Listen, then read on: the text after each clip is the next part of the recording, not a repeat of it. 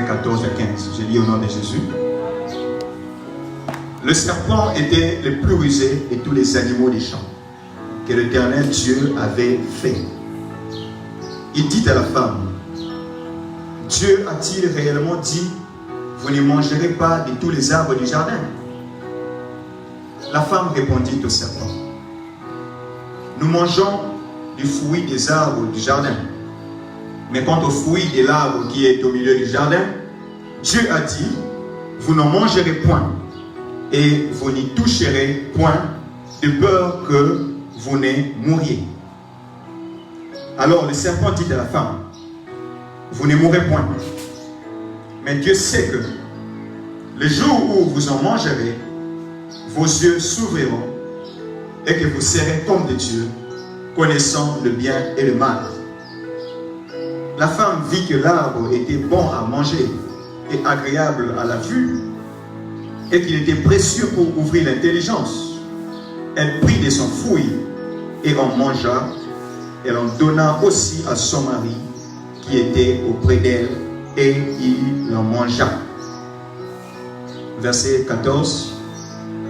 L'Éternel Dieu dit au serpent, puisque tu as fait cela, tu seras maudit entre tous les bétails et entre tous les animaux des champs. Tu marcheras sur ton ventre et tu mangeras de la poussière tous les jours de ta vie. Je mettrai inimitié entre toi et la femme, entre ta postérité et sa postérité. Celle-ci te crasera la tête et tu lui blesseras le talon. Acclamons la parole de Dieu. Merci Madame Roth de votre fanda.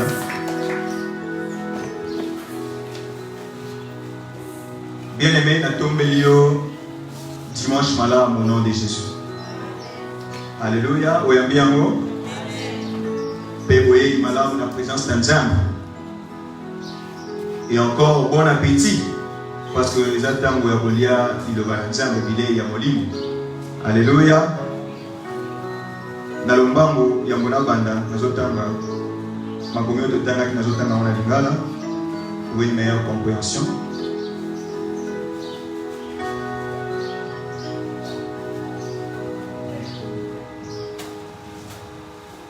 Na lingala eza buku ya ebandeli na mokapo ya misatu.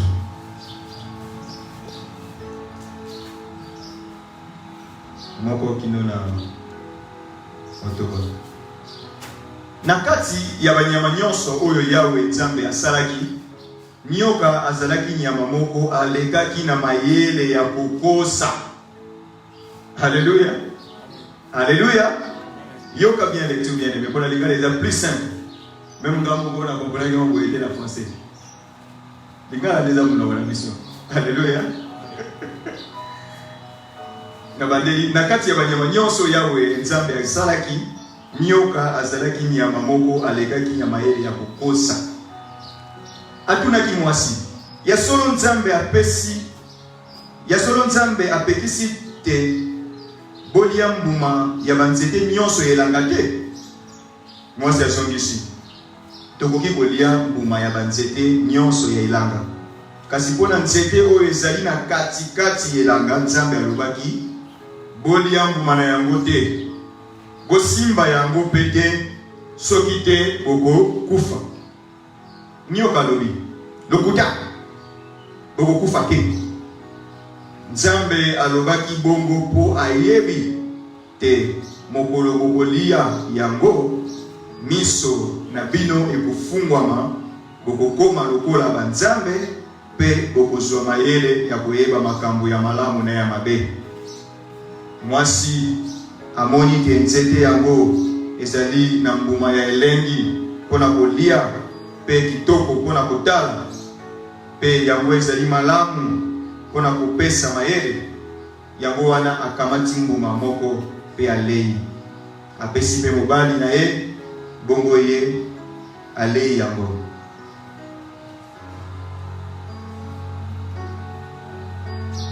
Verset 14. Yawe Nzambe alobi na nyoka, lokola osali boye na kopesa yo etumbu na kati ya banyama nyonso ya zamba pe ya mboka banda lelo na bongo na yo mobimba okobanda kotambola na libumu mpe okozala kolia mabele.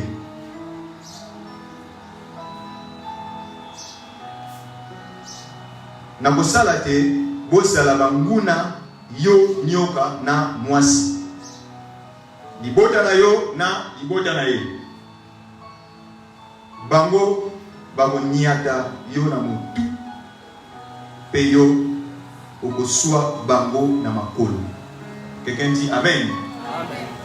Bien aimé, na pamboli nzambe wa sengisi biso na tongo na lelo. Pe na pamboli nzambe pona liloba na ye lisusu atindeli biso pona ipamboli ya moko na moko kati na biso. Quelqu'un dit Amen. Amen. Pe tozokoba bongo na moma likambo na biso ezali l'église, ma nouvelle famille. Na osepela lisusu ete oyebisa monde kota pembeni na yo. L'église, ma nouvelle famille.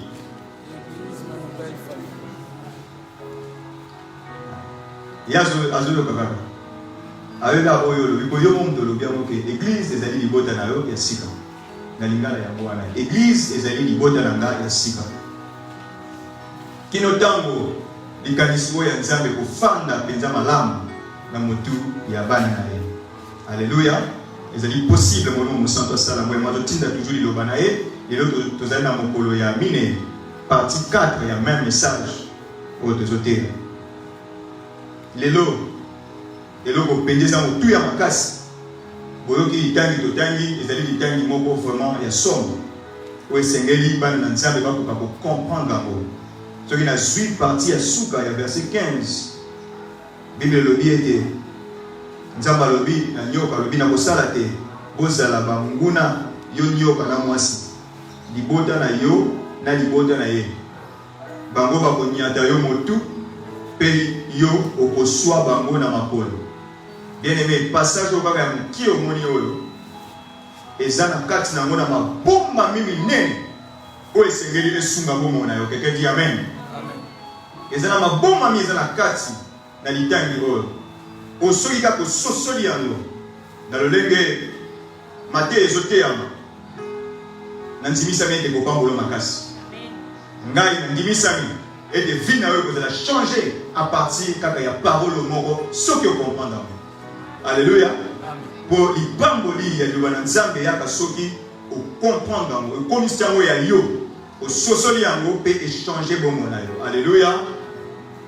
Mais pour que tu comprennes yango dès lelo tokozwa tant mingi ya kolobela d'abord lisolo yango na ebandeli ntina yeke soki nzambe asali ngolu peut-être dimanche prochain nde tokota na mosindo ya kososolisa bana na nzambe nini yango elakisi po ete moto akoki kozwa yango likolo moto akoki kolimbola yango na ndenge na ye esengeli bana na nzambe bazwa compréhension oyo ewuti oyo ezali inspiré na molimo na nzambe. Alléluia. Alléluia. Amen. Yango na ebandeli na lité ya lelo. Je vais dire ceci. L'humanité est composée spirituellement des deux postérités. Pour ceux qui écrivent. L'humanité est composée spirituellement des deux postérités. Alléluia. La postérité du serpent et la postérité de la femme. L'humanité est composée spirituellement de deux postérités. Deux points, la postérité du serpent et la postérité de la femme. Balinga mi bana na nzambe, yo nzamba memi na esika oyo.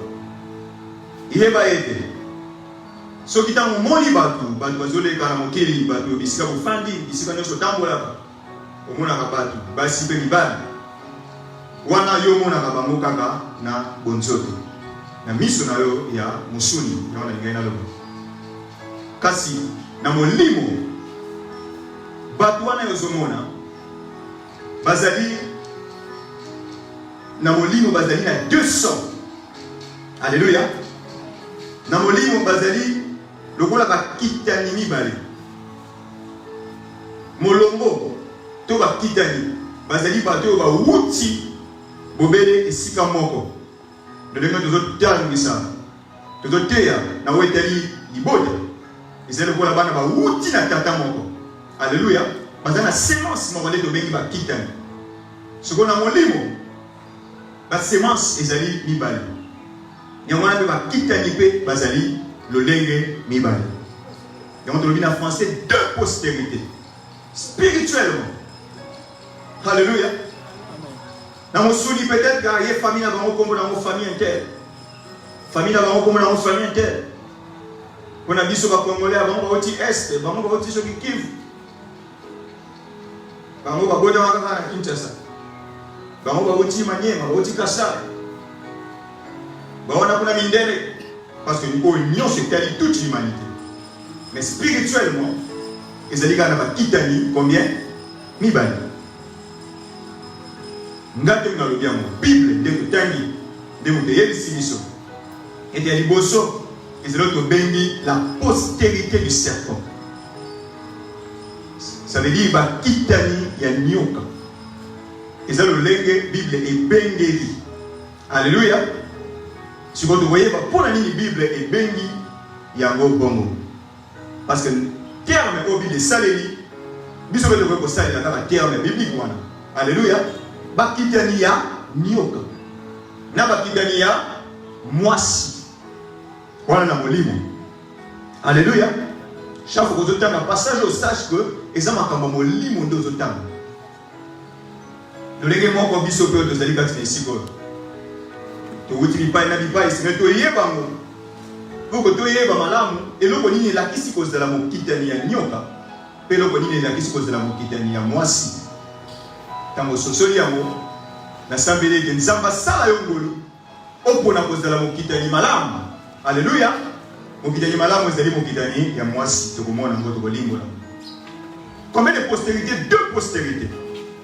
La postérité du serpent et la postérité de la femme. Alléluia.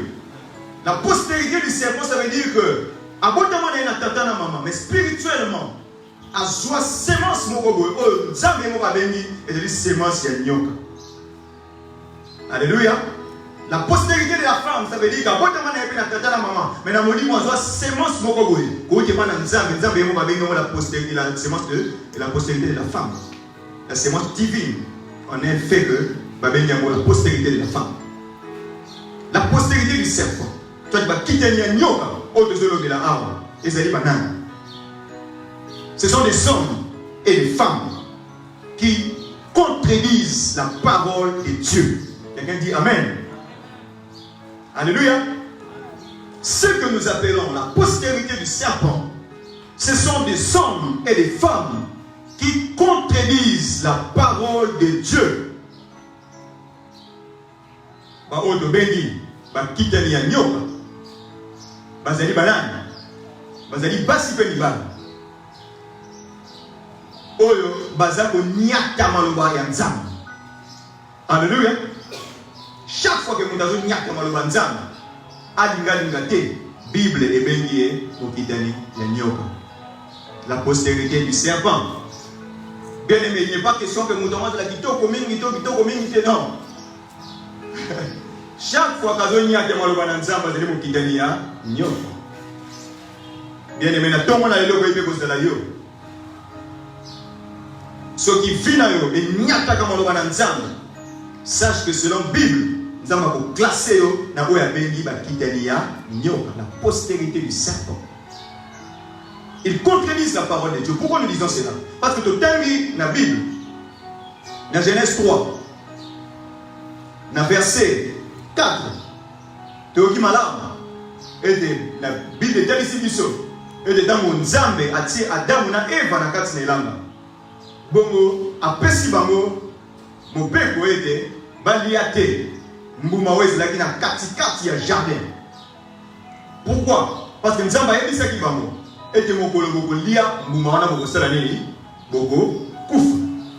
Amen. Boko kufa.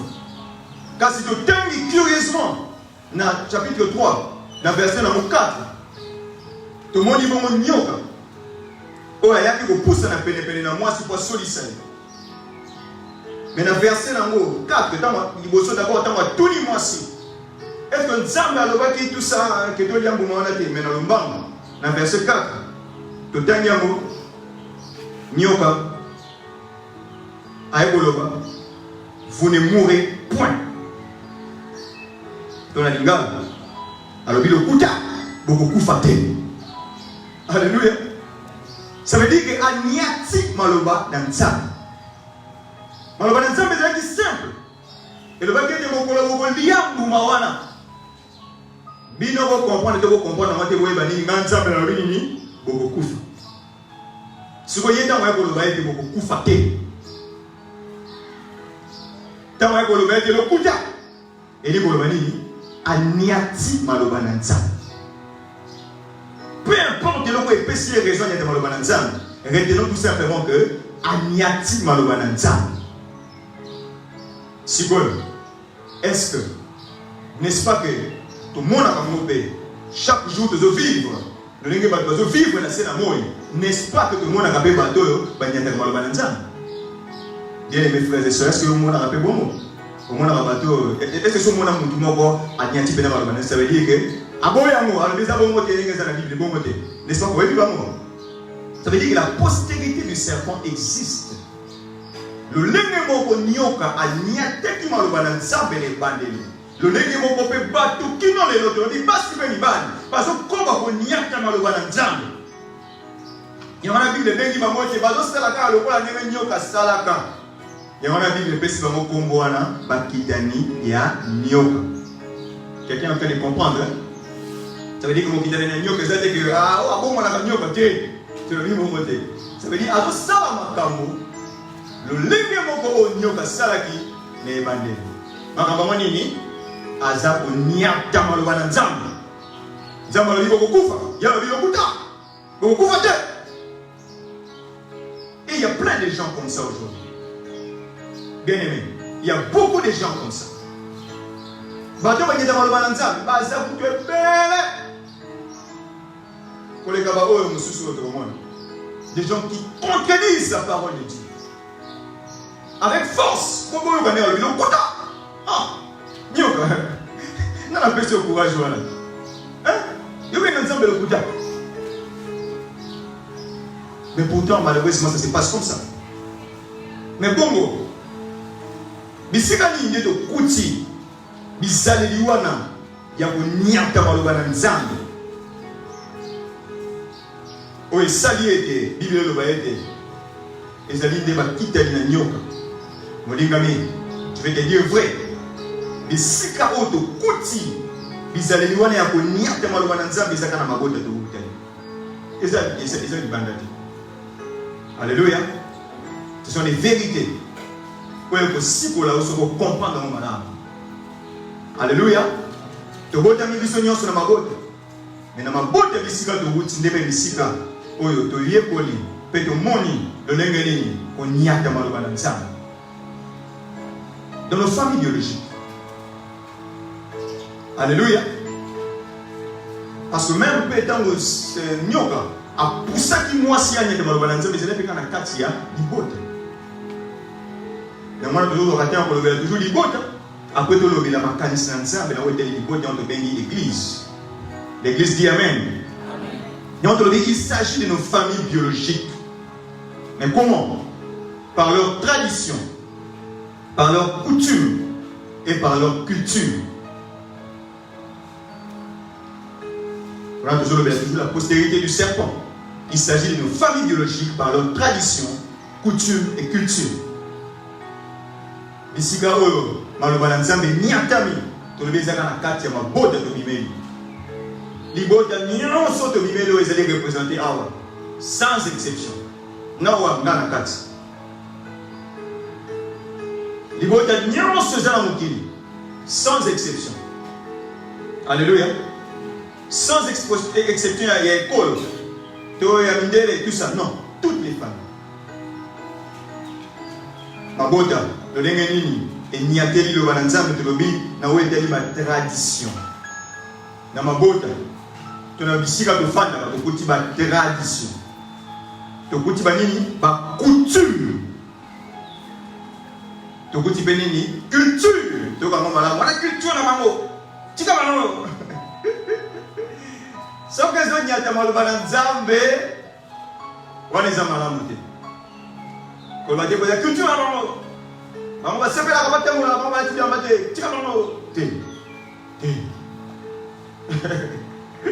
Les hommes Malamoute. Alléluia.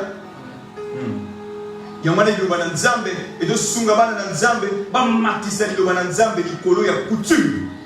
Alléluia. Les lois comment peut-être même. Par contre, ça la pression à ma pasteur. Ma pasteur va se la position favorable même là où il ne le faut pas. Là où est-elle ma coutume. Mais bien aimé, même Jésus lui-même l'avait fait. Tout le monde en haut. Il y a un Nzambe et vous avez kakola maté. La coutume, vous voyez, vous avez kakola li Lobana Nzambe. Alléluia. Tradition, vous voyez, vous avez kakola li Lobana Nzambe. Culture, vous voyez, vous avez kakola li Lobana Nzambe. Ce qui monte, abandi ko tell Lobana Nzambe li kolo ya biloko wana misala. Alléluia. Ndeko bongana ye bandi wana na miso na Nzambe. L'église dit amen. Tradition ezali. La tradition c'est la manière d'agir ou des pensées transmises par les générations passées. Amen. La tradition c'est la manière d'agir ou des pensées transmises par les générations passées.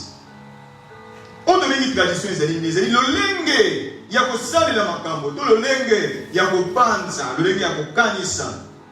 Mais tu as mon avis sur mon côté. Tu as mon avis sur mon avis. Alléluia. Il y a des traditions.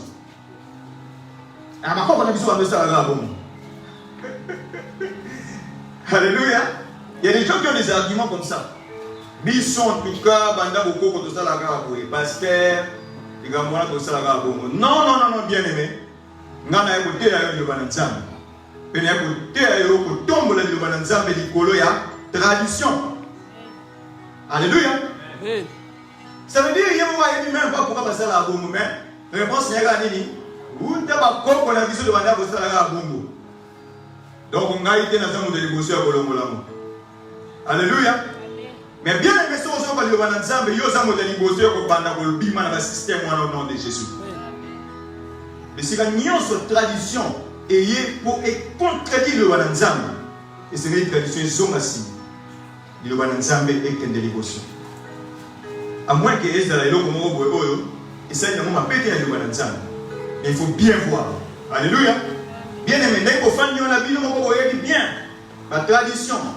Oye zali tinga na bino oye zali na mabota na bino oye zali na makoko na bino ngana yebi ya bino te nyamana yoga li bana Nzambe yo moza ko comprendre yo mozo tala ba makambo mususu sala makozo tala ba makambo mususu ndimela kango oye zali contraire la parole de Dieu pe na tongo na lelo volonté na Nzambe zali ke osoma yele ya ko quitter biloko wana et bisi ko zala mutuna ya ko tuna pasteur par rapport ya eloko moko ko songo les ali précis. Ah non, peut-être que chaque année, tout ça va pas. Il y a aucune question que pasteur Aboué dit ça aussi et Tony a demandé à Nzambe. Comme on a dit la tradition. Réponse à moi, il y a moi. Où t'as pas qu'on a vu ça? Bazalaki na bongo le bandé ko sala bongo. Na mo be biso bana bizoko ba ko sala kaka bongo. Ça c'est la tradition. La coutume, c'est quoi? La coutume, c'est la manière à laquelle la plupart se conforment. Quand on le dit coutume, nous disons c'est la manière à laquelle la plupart se conforment. En d'autres termes, coutume, les amakambo, les bon, pas de lien sur la bonga sur la sagne. Alléluia.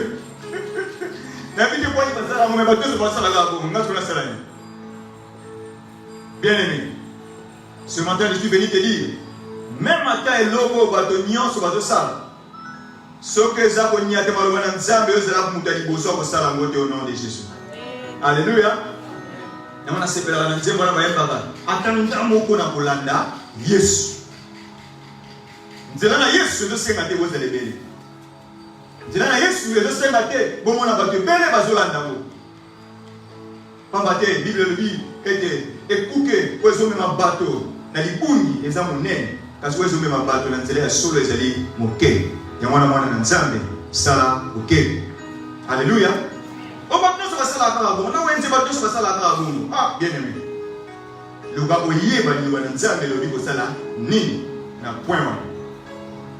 La culture c'est quoi? Ce sont les connaissances et coutumes d'un pays. Connaissances et coutumes d'un pays ou bien d'un groupe. Culture c'est quoi et souvent mon nez de voler. Pour culture et pour toucher le pays mon et pour toucher le pays. Alléluia.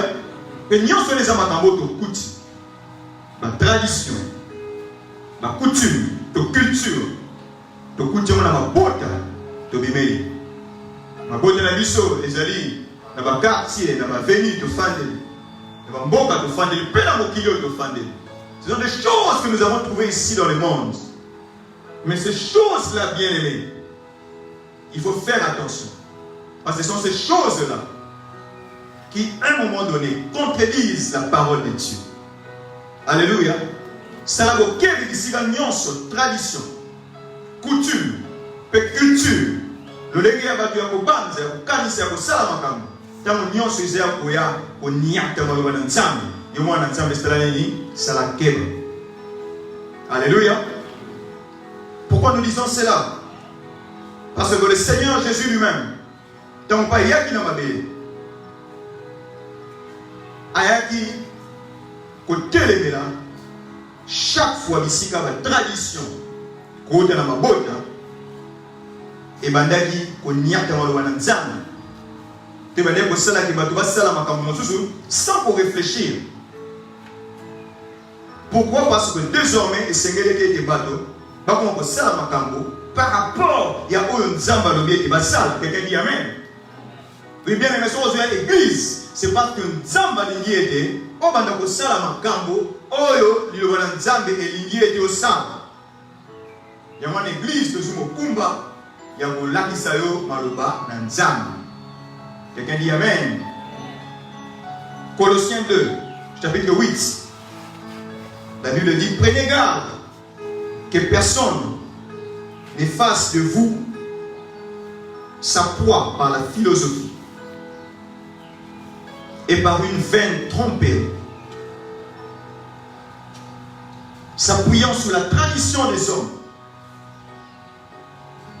sur les rudiments du monde et non sur Christ. Alléluia. Est-ce que quelqu'un a bien suivi cette lecture? Les appels d'Italie, ma lame, ma casse. Nous avons trouvé pour une meilleure compréhension.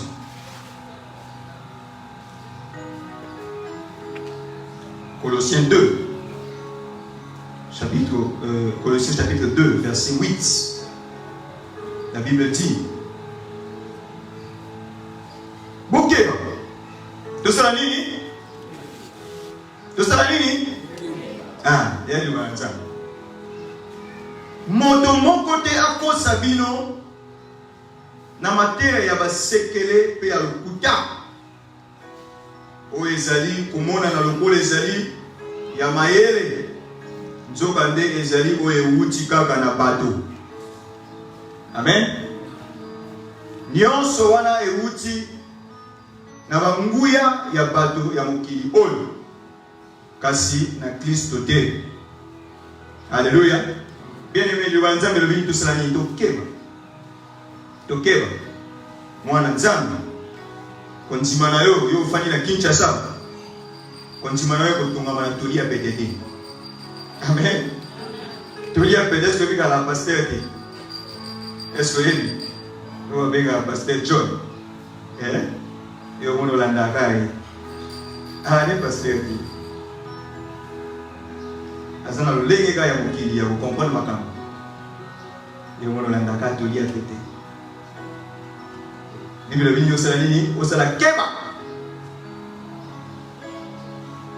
Olanda ba mouvement zo bima mikolo. Metolanda oyo nzamba lingi. Alléluia. Je vais lire encore un verset, Matthieu 15. Totanga lolenge nini Yesu ye moko asalaki. Tama asalaki na mabele. Parce que na oto totanga tout ça prier sur la tradition. Alléluia. Tu as comme moi, tradition. Tradition est où tu habites dans ma côte. Il y a un exemple de ça, tout ça là. Ici, il y a une tradition. Ils ont mis à Tamaloba, dans Nzam. Matthieu 15. Je vais lire les versets 2 et les versets 6. Pourquoi tes disciples transgressent-ils la tradition des anciens? Ah, la tradition. On va dire que tout le monde est sur la vie. Pour la vie, tradition. Il y a pas beaucoup de vie sur la carte. Car ils ne se lavent pas les mains quand ils prennent leur repas.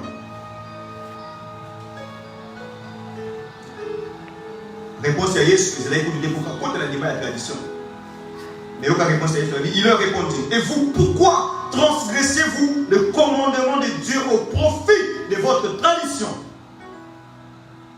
Bien aimé, il y a un peu de temps pour la petite tournée de ton alléluia. Pour la ligne aux olinga, on y a tamalwana nzambe. À cause de la tradition, à cause de la makamwe uti pa bakoko na bino. À cause de ma caméra,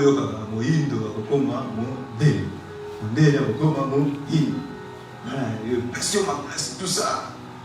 Ah, bien aimé, ça me ça.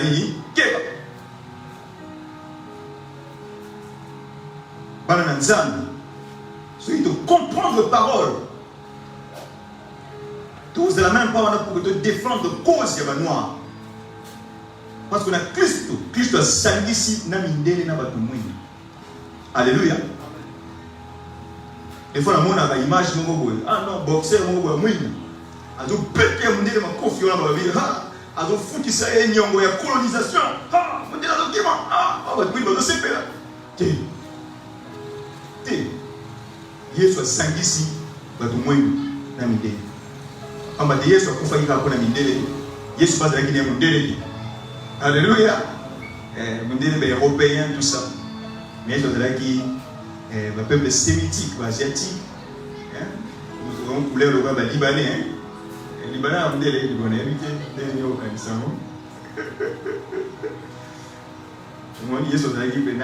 peuple français, tout ça. Alors, on a filmé les gens. Si vous voyez ça, confirmé pour la mindele. Alléluia. Ça veut dire confirmé pour la bateau. Oui. Matthieu 15, on a toujours entendu na lingana.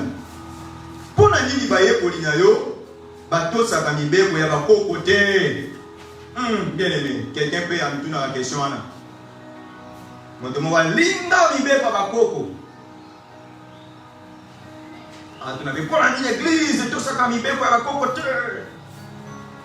Pour la nini attention na zamona na nzambe, bateau pour y avoir tout ça mibé papa koko. Yala, ah. C'est pas la Bible, c'est Yala. Hein? Et voilà où tu vas continuer par là. Parce que là, ma côté, n'andenge koki iboso ya kolia. Yesu asomi se libango. Bongo bino. Pona nini boto saka mibeko ya nzambe te. Alléluia. Pona Yesu. Na mibeko ya bakoko na mibeko ya nzambe ni les amutu ya. Mibeko ya nzambe. Alléluia. Nous avons sunga yo sur maïs bien aimés. Que nous allons poursuivre le message de la mission. Si vous, bakita nyanyoka oto zomona a. Oto le vieux bazali basi fa ibadi. O bazako nyaka maloba na nzambe. Oto le vieux tezalo lenge to zali. Wuta na mabota na biso. Na mabota na biso de bisika to nyati maloba na nzambe. Pour la nini, à cause de la tradition, de la coutume, de la culture, de la dans le légui, il y a des salles dans ma caméra, il y a des canissa, il y a des outils dans ma coque, il y a des outils dans le légui, il y a des outils dans la caga, bongo. Il y a des outils dans le légui, il y a des la caga, bongo. Mais, il y a une ruse. On va bénir la maille, il y a cause. Dans kati ya tradition, dans kati ya coutume, dans kati ya culture, il y a ce qu'on appelle une ruse. Pourquoi? Parce que c'est la postérité à serpent. La Bible n'est pas dans la Genèse 3, le serpent était rusé. Ça veut dire le tradition.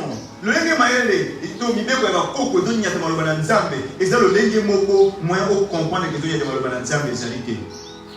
Alléluia. Et donc ça, la manama maël est mort à cocosa. Et on a lengue en français ruse.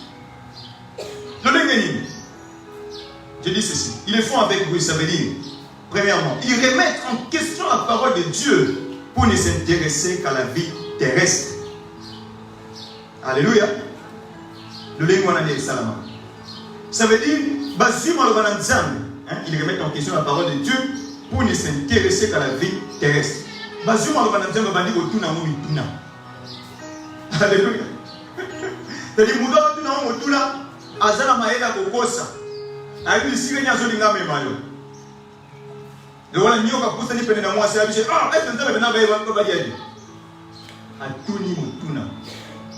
C'est-à-dire, c'est au point où nous avons dit que nous avons dit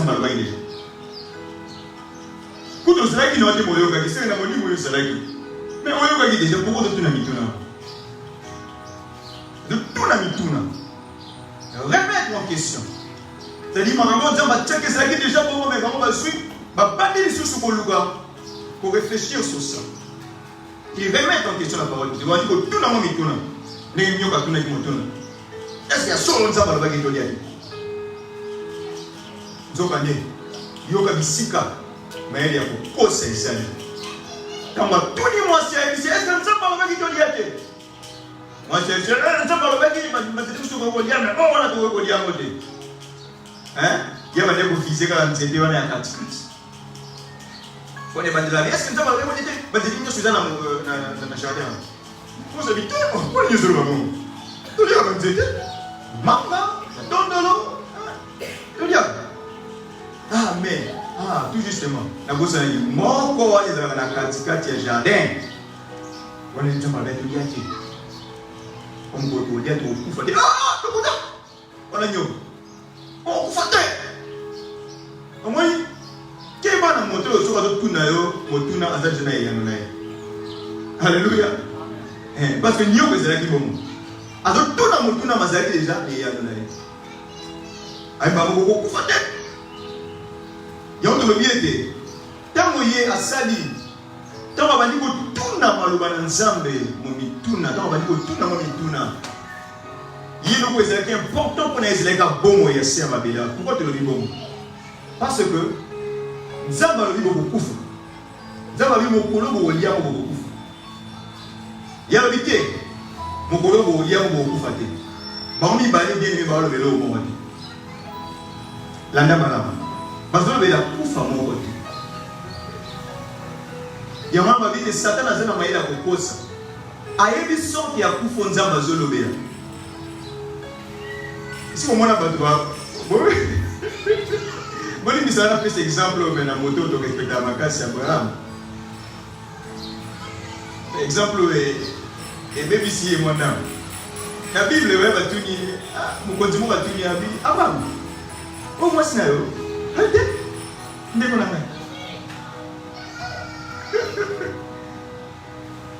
C'est pour la cité. Pour Abraham, Abraham qui découvrait. Et Abraham est cousine. C'est-à-dire, moi, c'est un autre de découvrir. Mais ça fait moi, c'est. C'est que moi, on a la réponse par rapport à ces circonstances. Donc, moi, je me dis, tout ça. Ah, pourquoi c'est découvrir? Mais à quoi c'était pour les autres découvrir? Alléluia. Non, rien n'est possible. Pour éviter les réponses sur les malades. Et c'est le dernier mot qu'on a Satan.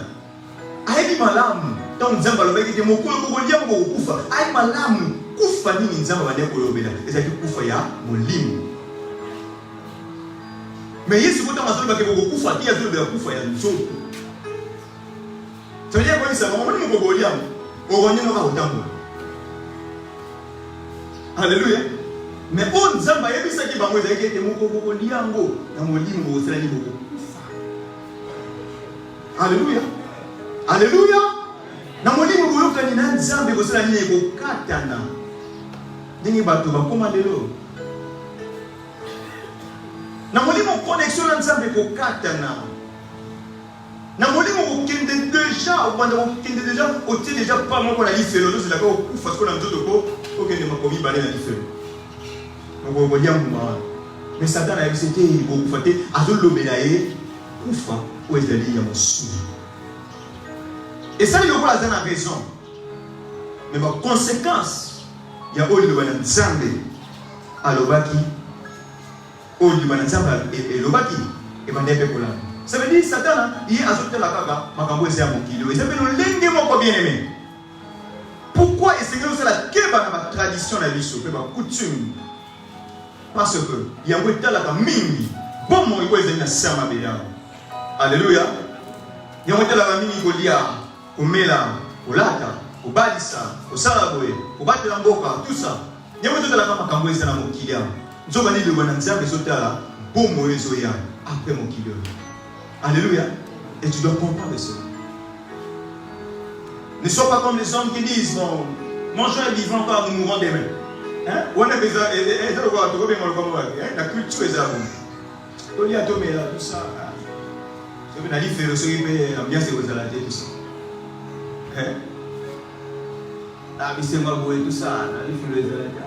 On a dit, faire le dernier aux aladés, tout ça. Mais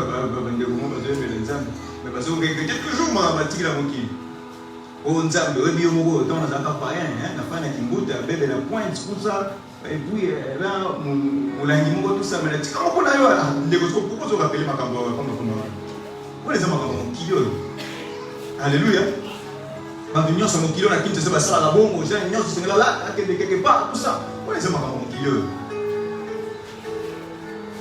Le lingue à battre à cause de la manière à battre au kilo, bah on va tous quand on a quoi Italie, vie, il y a sénamo et bien aimé. Mais le voilà Nzambe de Kéayo, vivre et sali, après vivre aux anamolélo. Alléluia.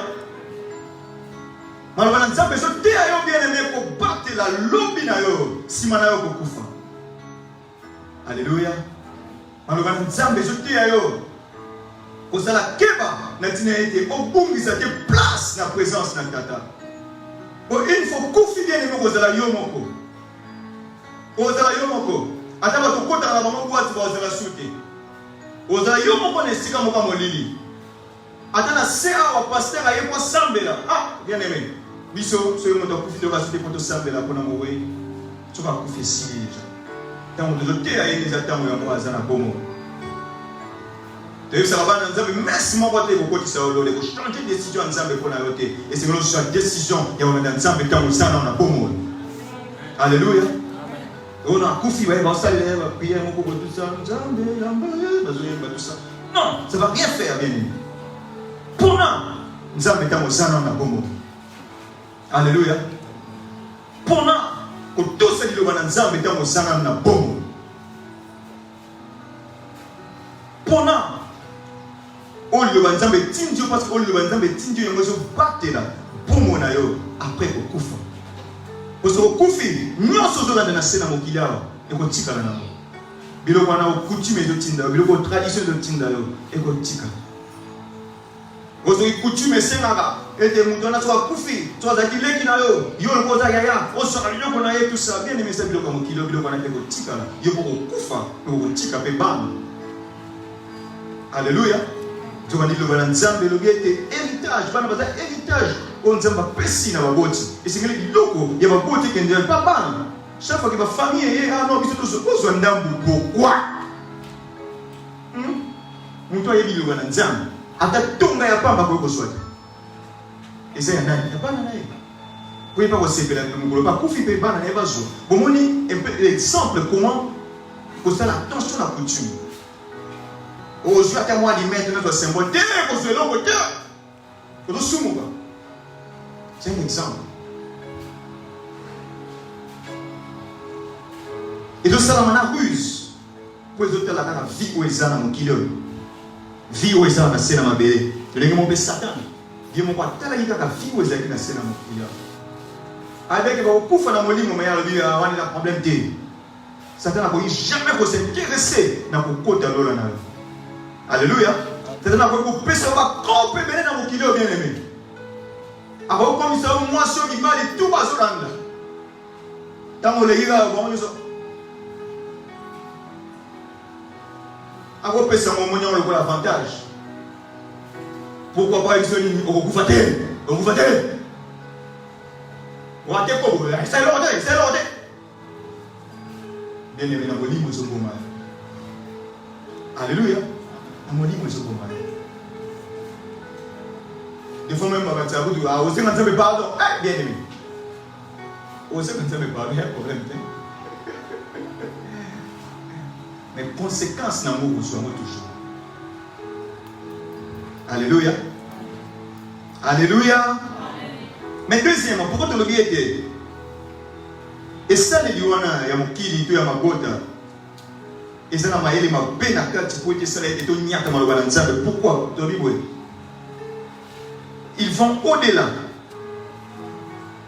Ceux qui font avec Russe, là, ils vont au-delà de la parole de Dieu pour acquérir un savoir caché, une intelligence spirituelle et une connaissance surnaturelle. Ils vont au-delà de la parole de Dieu pour acquérir un savoir caché, une intelligence spirituelle et une connaissance surnaturelle. Bien aimé, écoute ceci. Tant que nyoka, aïe pas moi si, aïe ici, beaucoup fatigué par lui, mais à celui de l'Obananza, baba ici, mais il colonne. Ça veut dire que tout le monde va aller comme aïe. À ta Bible, vous voyez, vous êtes simple. Alors, tu es toujours, vous l'avez dit, mais, hein? Peut-être que si vous dites que maintenant, fungo là, c'est que, ah, bien aimé, au fungo là, ni. Kuba qui c'est là, au moment où vous êtes en il y a Satan.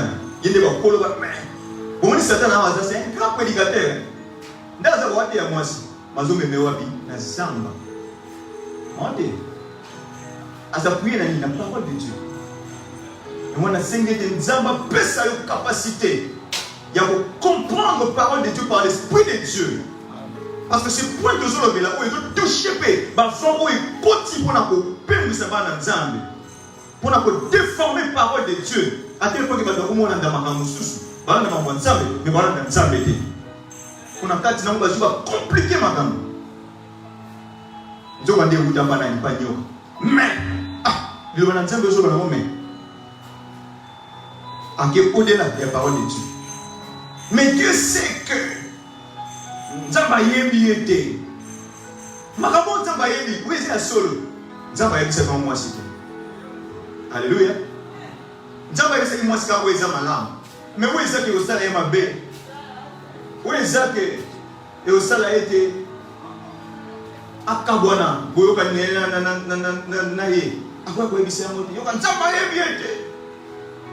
Ça veut dire, c'est ce qu'on appelle le savoir caché de Dieu. Bien aimé, écoute ceci. Que personne ne t'amène à révéler ces choses. Parce que ça peut te tuer. Alléluia. Toute révélation ne va pas forcément te faire du bien. Fais attention. Les gens de l'église vont comme révélation, rêve, tout ça. A télémien na bazo tanda e koko na yo azaki so ki bato sosila ah na moni e azaki bo na azaki bo mingi ba kenda ba e ah pasi na nga na eza na simana tout ça na ndem toza kote ka pasi na ah bien aimé biso li pia de terre ka yo muto na sima pasi na weza li sumu na yo moko alléluia mokolo kotika bo ya li sumu moto nyonso azala na sima pasi na yo ko sila mboya. Est-ce que quelqu'un comprend cela? Ah non, il va tout le temps, moi, je me défendre là, ma tout ça. Il y a quelque part, dans ma révélation, c'est un savoir caché de Dieu. Alléluia. Nous avons prévoir à Elisa dans ma cam. Nous avons révélé certaines choses. Soukawan. Alléluia. Soukawan. Koyate o memi batu moko boye bazo mibenga ba prophète mais bazana ba prophète nzambe te ba na ndako on dit ko tanda bazo expliquer même ba toi avec wana tout ça bazo expliquer des choses compliquées. Tu as savoir caché de Dieu. Fais attention et sunga bo mona yote ba nyonso ba salango bino ba changer na moté. Et tout le monde peut continuer dans mon cas. Mais va accéder à savoir cacher mon qui détruit le spirituel. Le savoir caché de Dieu, même le diable le sait. Il y a moins de Satan avec lui, mais Dieu sait que. Pourquoi que Satan n'a pas aidé? Et Satan peut aussi le mettre. Satan a voulu combattre la terre en révélation. Vous avez épaté. Mais si vous avez moins de vous avez fait attention à ces choses. Alléluia. Et on te dit, c'est un savoir caché. Ils vont acquérir un savoir caché, une intelligence spirituelle. Allez, si moi aussi, on va le dire en gros, mais ce n'est pas fou. Mais moi, c'est pourquoi tout le monde qui était gay. Mais nous on a déjà. Allez, mis sur mon lit, me fou. Allez, mis sur mon lit, me fou. Qu'est-ce que et pourquoi? Nous on a déjà. Et il fallait dire, c'est même qui est Eve. Attends qu'elle va répondre sur le Seigneur. Il faut la dire, mais nous on a déjà. Et il va dire, mais sur le fou, moi, tu as demandé ma grand-soeur, demandé tout ça. C'est une intelligence spirituelle, une ouverture des yeux, mais spirituelle. Oh, le bateau, et c'est plus ça dans le bateau. Et c'est plus ça dans le bateau. Mais c'est la limite. Parce que ça touche aussi même à la sorcellerie. Alléluia, ce sont des choses semblables. Et une connaissance surnaturelle. Ah oui, c'est précieux pour ouvrir l'intelligence. Pour connaître le bien et le mal. Bien aimé, moi personnellement, je n'encourage pas les enfants de Dieu à courir derrière le surnaturel. Pourquoi? Parce que l'homme est naturel. Amen. Ah, est-ce que vous voyez bien? Et aux âmes naturelles, c'est-à-dire le culture de sentir que Moudazawa. L'homme est naturel. Tant que nous allons dans ma belle de la naturel. Nous sommes spirituels à cause du Saint-Esprit en nous. Mais notre vie, ce n'est pas une vie comme... Il faut bien nuancer ce qu'on appelle surnaturel. Mais c'est que je voudrais dire, fais attention à des connaissances surnaturelles. C'est-à-dire, tout le monde va avoir formule. Et je le vois dire, comment on va dire, non, non, c'est l'autre, d'autres. Peut-être qu'on a besoin de la piste, ça ne se passe pas. Si on peut bien aimé, on a dit. On a dit, on a dit, on a dit, on a dit, connaissance cachée, connaissance surnaturelle. Mais où tu n'as pas de ça, il y a une de ça là, à beaucoup de gens, moi, les coups de famille, la vie, tout ça, comment maman va ça, tout ça, qu'est-ce que tu vas tout ça, et sur le gobi qui se bat dans mon gamin, il y a des temps à système, tout c'est la médecine. Mais yo, on a beaucoup de gens qui ont formé mon non, c'est une connaissance surnaturelle.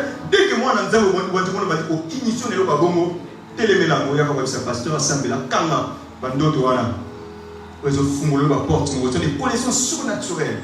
Bien aimé, dans ce monde, il y a des gens qui connaissent beaucoup de choses. Il faut faire attention à cela. Il va former, il y a tout ça. Ce sont des choses où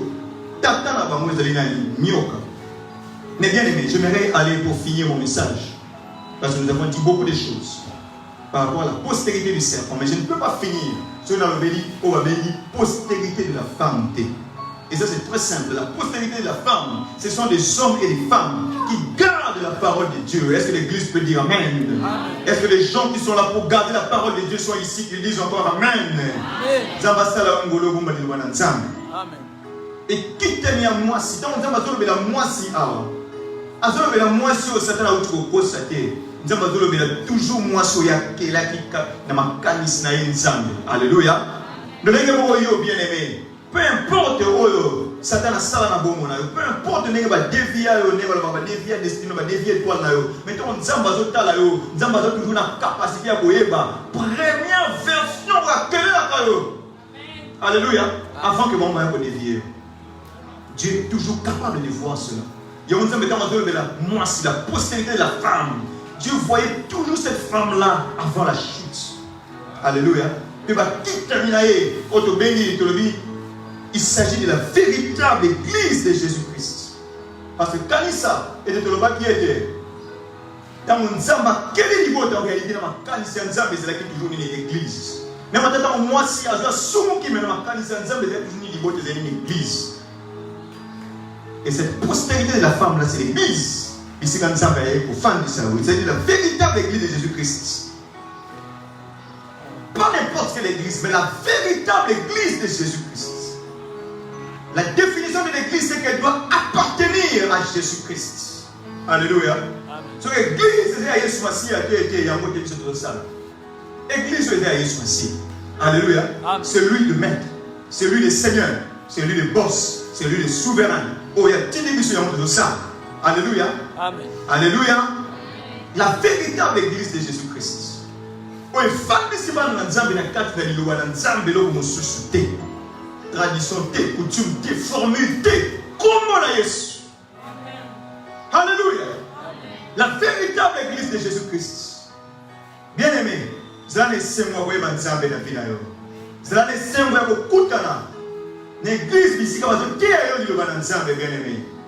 Bien aimé, vous allez c'est moi, vous avez Nzambe solo, ici, quand vous connecté avec une parole véritable qui vient de Dieu. Pourquoi? Parce que la véritable église de Jésus-Christ est la nouvelle famille renouvelée de la pensée de Dieu. C'est la nouvelle famille renouvelée de la pensée de Dieu. Ça veut dire quand Dieu parle de cette postérité, ça veut dire quitte à moi si nous avons besoin de parce que la sémence, non pas une nyoka, mais la sémence, il y a une sang. Alléluia. Bien aimé, choix dans nos amis, n'a pas de l'eau. Tu as collé mon kitani à nyoka. N'a mon kitani à moi si. Mon kitani à nyoka. Les amis salés n'a biso pour vous de la bako. Au besoin de nyata malu bananzan par rapport à Oba Vignon sur le salle de l'eau. N'a mon kitani à moi si. Les amis bateau quatre l'église. Ma koutami. On a beaucoup de choses. Alléluia. Quel est ton choix ce matin? J'arrête mon message en te posant cette question. Quel est ton choix ce matin? Et je vais te dire, choix on zamba sali na place na yo. Le voilà même yo awa pambate. Et c'est là que c'est la mon kitani à moi. Alléluia. Choya nzambe pona yo esengeli te osala moto akobomba liloba na nzambe. Akozala capable ya kosala liloba na nzambe ata yango esengi nini. Atalela bénédiction kouta na liloba na nzambe ata yango ewumeli. Pamba te bomo esuki kaka te na awa mese na mabele. Est-ce que tu peux incliner ta tête dans la prière? Okumbi moto Ozo sambela nzambe olandisama na oyo yoki nzambe azala makoki eti yango ebota misisa kati na yo. Prions le Seigneur bien aimé ozobondela bisiko zetu.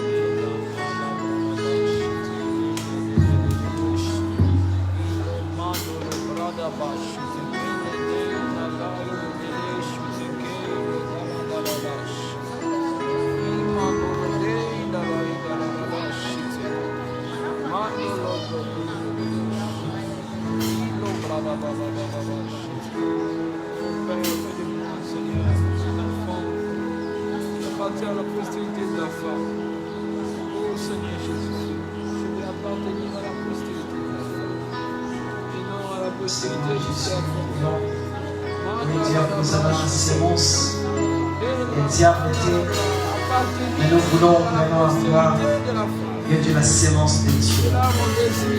Pour devenir la postérité. Il y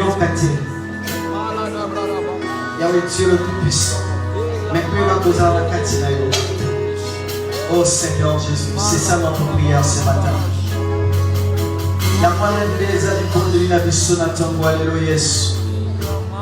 Oh Seigneur Jésus, si personne en ce lieu abandonne déjà comme il dit pour personne il n'a pas Satan. Et pour être envoûté, pour être désorienté, Seigneur Jésus, viens nous accorder ta grâce. Oui, bien aimé, aux ossembles de la Pélolingo, nous avons aïba pour pousser ma casse à Colombo, la victoire il n'a pas motonionso, quoi qu'on dise Colombo, on a dit que c'est un toute parole, on y a la présence de Nzambe. Bon de ne pas Nzambete, on est pas causé dans ma casse à Gokima, puis à détecter la pensée de l'ennemi derrière toute parole, derrière toute prophétie, derrière toute parole. On est pas détecter Est-ce que tu peux prier? Mayeli ya satana mabe eba komoni sama bolele. Loin de moi, Seigneur. Personne qui m'apportera les choses qui vont me dégoûter. Loin de moi, Seigneur, toutes ces paroles qui vont me dégoûter, Seigneur Jésus.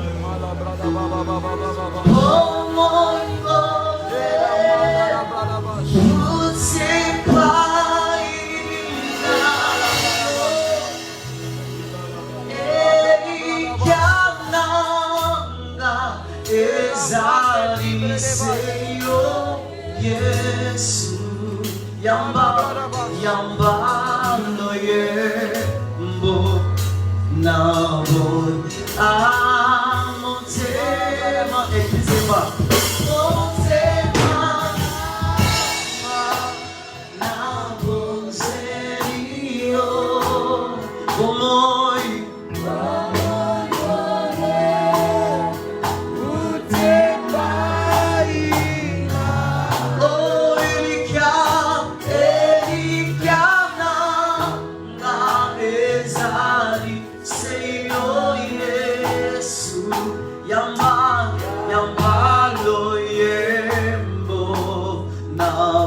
Est-ce qu'on peut bien chanter Oh mon Dieu, mananga.